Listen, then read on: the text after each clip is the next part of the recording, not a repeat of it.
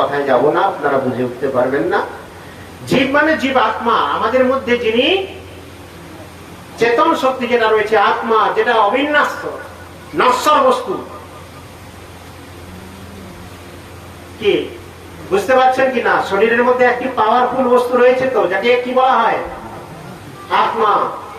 শ্রীমদ্ ভাগবত গীতা অধ্যয়ন করেছেন তো, সাংখ্যযোগ 2য় অধ্যায়ে বলছে না, জীর্ণান যথা বিহায় নবানি গৃহ্ণাতি নরহূপরাণি তথা শরীরাণি বিহায় জীর্ণান্নানি সংজাতি নবানি দেহি নৈনং ছিন্দন্তি শস্ত্রাণি নৈনং দহতি পাবক ন চৈনং ক্লেদয়ন্তি আপদা স্বস্যয়তি মারুতঃ।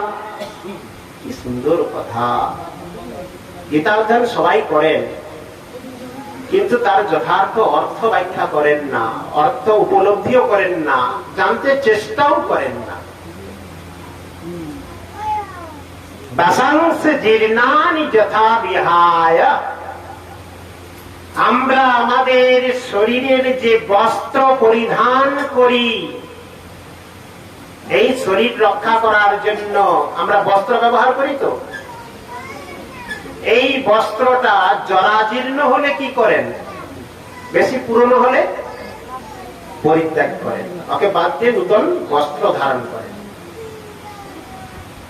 নবানি গৃহ্ণাতি নরহ পরাণি, ঠিক আত্মা আমাদের দেহের মধ্যে যে চিন্ময় বস্তু রয়েছে, সেই আত্মাও যখন দেখলো যে দেহটা বড় অচল হয়ে গেছে,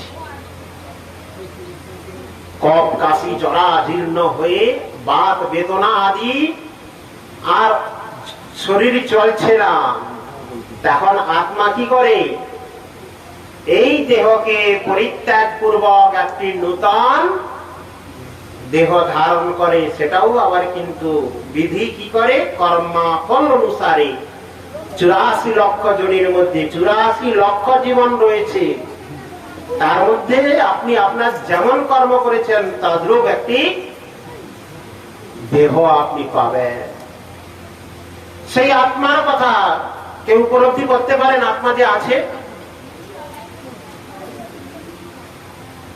আত্মাকে উপলব্ধি করতে গেলে একটু স্থির হৃদয়ে, চঞ্চলতায় হবে না। আজকে কিছু হরিকথার ব্যবস্থা করেছে এখানে, তার সঙ্গে আরেকটি ব্যবস্থাও করেছেন কি?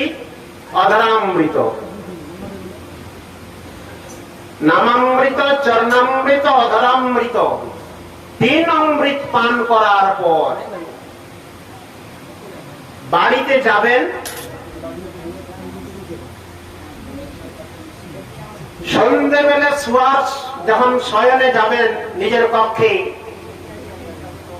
তখন একটু স্থির হৃদয়ে চিন্তা করবেন, আজকে সকাল থেকে সন্ধ্যে পর্যন্ত কতবার আমি আমার এই শব্দটি প্রয়োগ করেছেন।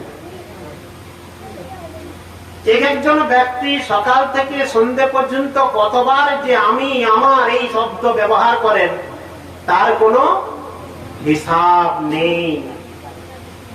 তাহলে খুঁজুন, আমি এবং আমার এই শরীরটার মধ্যে কে বলতেছেন? উনি কে?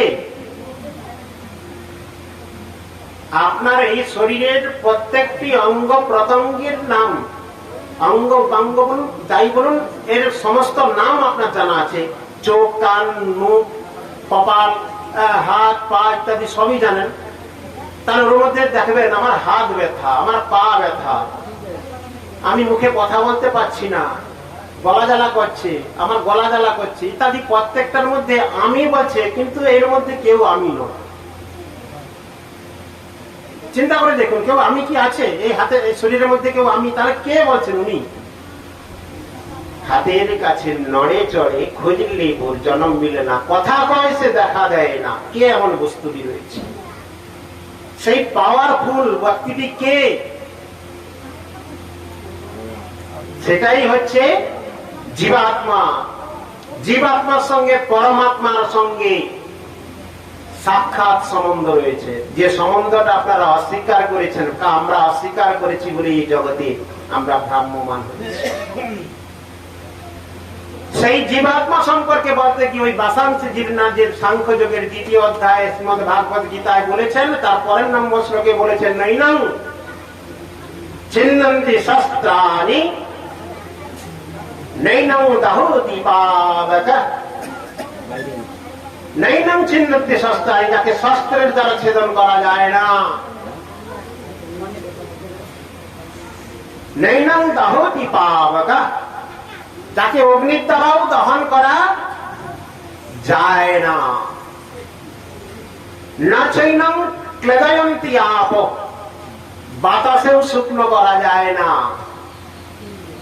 না ক্লেদয়ন্তি আপ, আপ মানে জল, জলেও যাকে ভেজানো যায় না। না শোষয়তি মারুতা, মারুত মানে বাতাস, বাতাসেও শুকনো হয় না। এরকম একটি পাওয়ারফুল বস্তু আমাদের শরীরে রয়েছে বলেই আমরা এত লম্পঝম্প আদি এত অহংকার স্থাপিত করতে পারছি। সেই আত্মা, সেই আত্মার পরিমাণটা কি রকম চোখে দেখা যায়? হে সাগ্র শতভাগেষু পূর্ণ সদৃশাত্মক জীব সূক্ষ্ম স্বরূপয়ং সংখ্যাতীত হি চিৎকণা। চিৎকণ কেন বলেছেন? চিন্ময় বস্তু, কণা, চিন্ময় কণা। হরে কৃষ্ণ।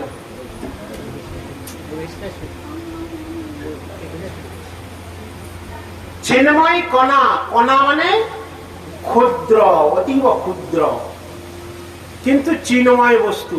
এইখানেই অচিন্ত ভেদাভেদের তত্ত্ব কথা রয়েছে। ভগবানও যেমন চিন্ময়। চিন্ময় মানে কি? ঈশ্বর পরম কৃষ্ণ সচ্চিদানন্দ বিগ্রহ অনাদিরাদি গোবিন্দ সর্বকারণ কারণম। ঈশ্বর পরম কৃষ্ণ, বসুন যেখানে বসুন। ঈশ্বর পরম কৃষ্ণ সচ্চিদানন্দ বিগ্রহ। সৎ মানে সত্য, চিৎ মানে চিন্ময়, আনন্দময়। আপনি আনন্দ কোথায় পাবেন? আনন্দের খনি যিনি, তাকেই ছেড়ে দিয়েছেন, তাকেই জীবনে রাখেন না, তার আরাধনা করেন না। তো আনন্দের ধনী, আনন্দের যিনি পরাকাষ্ঠা, তিনি তো হচ্ছেন ভগবান। তার স্মরণ গ্রহণ আমরা করছি না, তার আরাধনা আমরা করছি না। তাহলে আনন্দ পাবো কোথায়? নামানন্দ চরণা, ভগবানের নামানন্দ, নামের মধ্যে আনন্দ, কীর্তনের মধ্যে আনন্দ, তার সেবার মধ্যে আনন্দ।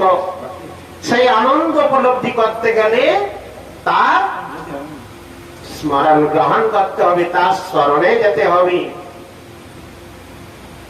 কিছুক্ষণ পূর্বে আমি বলেছিলাম যে কার আরাধনা করব,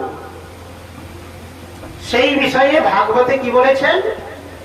যথা তরল মূল নিষেচনেন ত্রিপন্তি তৎস্কন্দ ভুজ উপশাখা প্রাণ উপহারচ্ছ যথেন্দ্রিয়াণং তথা চ সর্বহানমচ্যুতিজ্জ। আমরা গ্রামের লোক, একটি বৃক্ষরোপণ করলে সেই বৃক্ষটাকে কিভাবে লালন পালন করতে হয় এই বিষয়ে আমাদের যথেষ্ট জ্ঞান রয়েছে। শাস্ত্রে বলেছেন যথা তরুমূল, তরু মানে কি? বৃক্ষ। সেই বৃক্ষ নিচে চলে ন, অর্থাৎ সেঞ্চন কোথায় করা হয়? বৃক্ষেতে জল কোথায় দেওয়া হয়? কোথায় দেওয়া হয়? হ্যাঁ, মূলে গোড়ায়। কেন? আগায় দিতে পারেন, আপনি তার শাখা প্রশাখায় দিতে পারেন। গাছের ফল কোথায় দেয়? তাহলে ফল যেখানে পাই আমরা তো সেখানেই দিব, গোড়ায় কেন দিব? তাহলে এখানে শাস্ত্র বলেছেন যে যথা তরর মূল নিষে চলে না ত্রিপন্থী তৎস্কন্দ ভুজ উপশাখা। একটি বৃক্ষের গোড়ায় জল দিলে যেমন তার শাখা উপশাখা আদি তৃপ্তি লাভ করে, প্রাণ উপহারাচ্চ যথেন্দ্রিয়ানাম, আমরা আমাদের শরীরের যে আহারের প্রয়োজনীয়তা রয়েছে, খাবার না খেলে কি হবে? কেউ যদি 2-3 দিন উপবাস করেন তারপরে স্লাইন দিতে হবে, তো হসপিটালে ভর্তি করতে হবে। তার জন্য শরীরটাকে সুস্থ রাখার জন্য আমরা পুষ্টিক আহার আদি গ্রহণ করি। সে আহারটা কোথায় গ্রহণ করি? মুখে।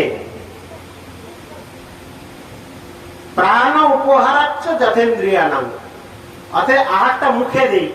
এখানে অনেকে আবার সিদ্ধান্ত করতে পারে আমার কাজ করবে হাত আর খাবে মুখ। অনেকে সিদ্ধান্ত জগতে হয় না, অনেক তত্ত্ব, অনেক সে পণ্ডিতের বাঘ্র সম্পর্কে। বা একজন রাস্তায় যাচ্ছে, পণ্ডিত মানে অন্ধকার হয়ে আসছে, রাস্তা দিয়ে যাচ্ছে, তো যেতে যেতে একটা গ্রামের পর একটি জঙ্গল আসবে।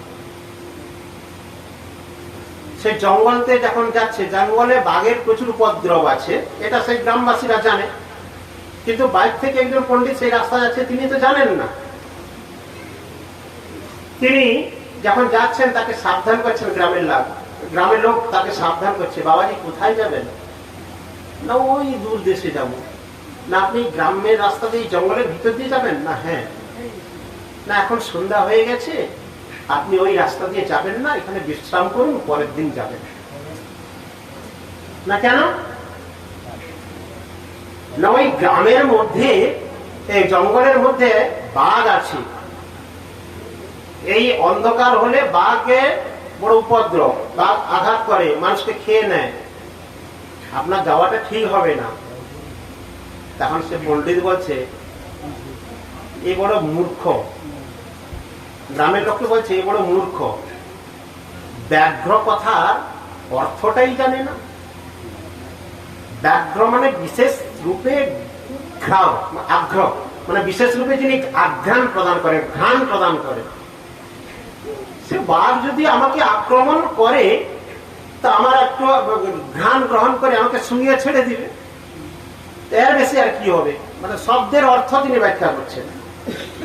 অতএব এর বেশি বাঘ তো আমার কোনো ক্ষতি করবে না, অতএব তোমাদের নিয়ে চিন্তা করতে হবে না, আমি ওটা ঠিক চলে যাব। তো এইভাবে যখন তিনি গেলেন, বাঘ এসে যখন আঘাত করলো, বাঘ কোথায় ধরে? ঘাটটা এসে ধরে।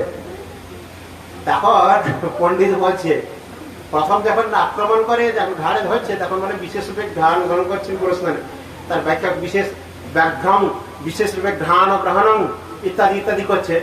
যখন তার প্রাণ বেরিয়ে যাচ্ছে তখন বলছে ঘ্রাণং মধ্য মধ্যম যে খাদুম ইচ্ছামি এ পূর্ব ন জানয়মি, আমি পূর্বে এটা জানি না যে ঘ্রাণ নিতে নিতে যে খেয়ে ফেলে, এটা নূতন করে, কিন্তু সেই নূতন জ্ঞান অর্জন করতে করতে তার জীবন চলে গেল। তাহলে অনেকে বলেন যে আমার এই শরীরের মধ্যে হাত কাজ করে, পা কাজ করে, চলাফেরা করে, তা মুখ শুধু খাবে আর আমরা কাজ করে মরবো, কি করে হবে? না এটাই সিদ্ধান্ত। কোন পণ্ডিত যদি হস্তাভ্য স্বাহা, কর্ণেভ্য সাহা, চক্ষিভ্য সাহা এক করে ভোগ লাগায়, তো তাতে লাভ কিছু হবে না। খাবারটা মুখে দিতে হবে, তবেই শরীরটা তৃপ্তি লাভ করে কর্মক্ষমতা অর্জন করতে পারবেন। ঠিক তথা সেই কথা বলছেন কি, যথা তারের মূল নিষেচনে না ত্রিপন্থী তৎস্কন্দ ভুজ উপশাখা প্রাণ উপরাচ্ছ যথেন্দ্রিয়ানাম তথা চ সর্বান্নম অচ্যুতেচ্ছা। তাহলে সবাইয়ের দেবদেবীর আরাধনা করে আপনি সন্তুষ্ট করতে পারবেন না। কথাটা কোথায় ঘুরিয়ে আসছে এবার ভেবে দেখুন।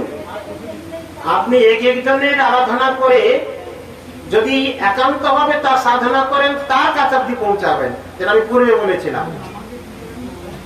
কিন্তু আত্মিক মঙ্গল যদি চান, নিত্য মঙ্গল যদি চান, তাহলে আপনাকে কার স্মরণ গ্রহণ করতে হবে? সর্বহন্নম অচ্যুতের যা, ভগবান অচ্যুতের স্মরণ গ্রহণ করতে হবে। তাই গৌর প্রেমানন্দে। তাই শ্রীমদ্ ভাগবতী একটি শ্লোকের দ্বারা, অল্প সময়, বেশি তত্ত্ব কথায় তো আমি যেতে পারছি না, আর শ্রবণ 1 ঘন্টা 1.5 ঘন্টায় আমরা কতটুকুই বা করতে পারি। আবার শ্রবণ করলেও সেটা নিজের মেমোরিতে লোড কতটা হচ্ছে সেটাও আবার ব্যাপার, কিছুক্ষণ পরে সব ডিলেট হয়ে যায়। কারণ আমাদের কুলা কান কজন? বেশিরভাগ তো চঙ্গা কান। আসছে একজন, কে কোথা থেকে এনেছে, কিছু বক বক করছে, শুনলাম কিছু কথা, বড় বড় কথা সবাই বুঝলে বলে, অনেকের ভাব এরকম, আবার অনেকে শ্রদ্ধা সহকারী ভাবছি। কিন্তু ভগবত কথা যে যেভাবেই শ্রবণ করুন না কেন, সেটা ক্রিয়াপদ, মঙ্গলময়। তার পরিবর্তন হবেই হবে। একজন বড় যিনি বক্তা হন, বক্তার পূর্বে তাকে শ্রোতা হতে হয়। শ্রোতা যদি না হয়, সে কোনোদিন বক্তা হতে পারবে না। কিছু জানতে গেলে জগতে ভাগবত 2 প্রকার রয়েছে। এক গ্রন্থ ভাগবত, আর এক হচ্ছে ভক্ত ভাগবত। গ্রন্থ ভাগবত যারা অধ্যয়ন করেছেন, একনিষ্ঠ ভাবে তার শরণাগত হয়ে, কারণ ভগবানও যেমন কল্পতরু, শাস্ত্রও হচ্ছে কল্পতরু। যে যা চায়, যে যথা মাং প্রপদ্যন্তে তাং তথৈব ভজাম্যহম। যে যেভাবে তার স্মরণ গ্রহণ করে, ভগবান তাকে সেই রূপই দেয়। অনেকে জ্ঞান উপাসনের জন্য তত্ত্ব সংগ্রহ করছেন, তাকে ঠিক সেটাই দিয়েছে। যে যোগী হতে চায়, তাকে ঠিক সেই মার্গ দিয়েছেন। কে পরমাত্মার উপাসনা করতে চায়, তা ঠিক দিয়েছেন। কেউ ভগবানের জ্ঞানের দ্বারা উপাসনা করতে চান, কেউ নিত্য ভক্তির দ্বারা ভগবানকে উপাসনা করতে চান। অর্থাৎ যে যেভাবে ভগবানকে চান, সে ঠিক কল্পতরু বৃক্ষ, তিনি সেইভাবেই দিবেন। শাস্ত্রও ঠিক তদ্রূপ ভাবে সবাইকে প্রদান করে। তাহলে শাস্ত্র 2 প্রকার ভাবে আমাদের এসেছে। একটা হচ্ছে গ্রন্থ ভাগবত, আর একটি হচ্ছে ভক্ত ভাগবত। যারা এই জগতে 2 জন বক্তা রয়েছেন, একটি নিরাগ বক্তা, আর একটি হচ্ছে সরাগ বক্তা। বর্তমান নিরাগ বক্তা বড় দুর্লভ, সরাগ বক্তা প্রচুর রয়েছে। সরাগ বক্তা মানে কি? একটি বড় স্টেজ করবে, ব্যান্ড বাদ্য আদি নিয়ে আসবে, মাঝে মাঝে রাধে রাধে বলে নাচাবে, মুখ মনোরঞ্জনকারী কিছু কথা, কিছু সঙ্গীত পরিবেশন আদির দ্বারা হরি কথা পরিবেশন করবে। এখানে লোক সংখ্যা বেশি হয়। আবার নিরাগ বক্তা, নিরাগ বক্তা শাস্ত্র তাকেই বলেছেন সাধু সন্ত আদিকে, যারা আচরণশীল হয়ে ভাগবত কথা আচরণ করে যিনি তার ব্যাখ্যা করতেছেন, তাদের কথা কিন্তু কিছু কটুতা হয়, অনেকের গ্রহণযোগ্যতা হয় না। শাস্ত্র মানে কি? শাস্ত্র মানে কি? শাস্ত্র মানে শাসনকর্তা। আমরা কি শাসনটাকে মানতে চাই? আমরা শাস্ত্র মানি না বলেই আমাদের এত যন্ত্রণা। আমরা শাস্ত্রের বিধান আদি মানতে চাই না, পরম্পরাটাকেই শাস্ত্র বলে মানি। পরম্পরা মানে কি জানেন?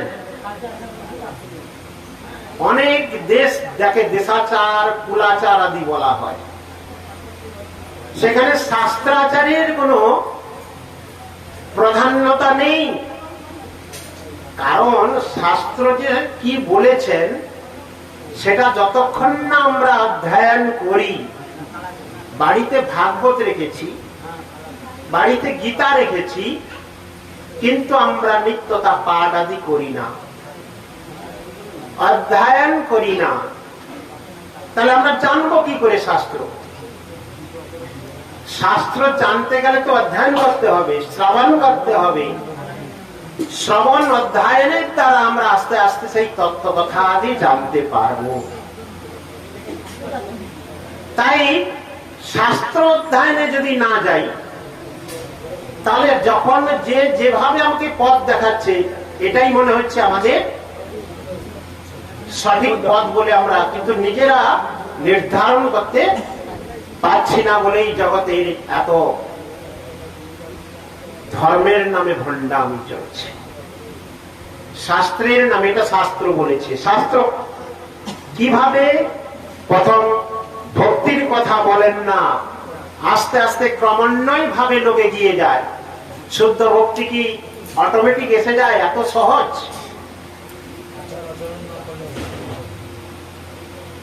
আস্তে আস্তে সাধন ক্রমে আদৌ শ্রদ্ধা সাধু সঙ্গ ভজন ক্রিয়া তথা অনর্থ নিবৃত্তি তাপ নিষ্ঠা রুচি আসক্তি ভাব প্রেম মহাভাব আদি আসবে। তা আমি সাধন ভজন আদি করব না, কিছুই করব না, কিন্তু আমি ভক্তি লাভ করতে পারবো?